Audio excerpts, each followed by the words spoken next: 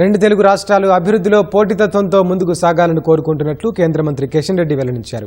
లోక్సభలో అమరావతికి చట్టబద్ధత బిల్లుపై ప్రసంగించిన ఆయన బిల్లుకు సంపూర్ణ మద్దతు ప్రకటించారు. విభజన జరిగి 10 ఏళ్లవుతున్నా ఇప్పటికీ ఆంధ్రప్రదేశ్కు రాజధాని లేకపోవడం అనేది దురదృష్టకరమని అన్నారు. అమరావతి రాజధానిగా ఎంతో అభివృద్ధి చెందాలని కిషన్ రెడ్డి ఆకాంక్షించారు. ఈ యొక్క ఆంధ్రప్రదేశ్ రాష్ట్రానికి అమరావతి రాష్ట్ర రాజధాని కావాలని గత అనేక రోజులుగా భారతీయ జనతా పార్టీ డిమాండ్ చేస్తూ ఉంది.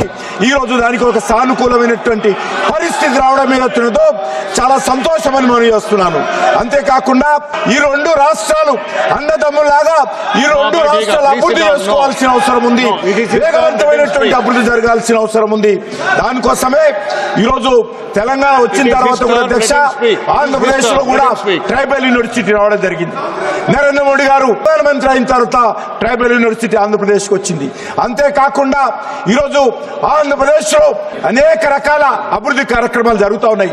కేంద్ర ప్రభుత్వము పూర్తి స్థాయిలో మోడీ గారి నాయకత్వంలో ఆంధ్రప్రదేశ్ ప్రజలకు అండగా నిలబడింది. నేను తెలంగాణ ప్రజల తరఫున ఆంధ్ర రాష్ట్రానికి సంబంధించినటువంటి అమరావతి ఏర్పాటుకు మనస్ఫూర్తిగా మద్దతు ఇస్తా ఉన్నాము. ఖచ్చితంగా అమరావతి కూడా అభివృద్ధి జరగాలి, క్యాపిటల్ కూడా అభివృద్ధి జరగాలి.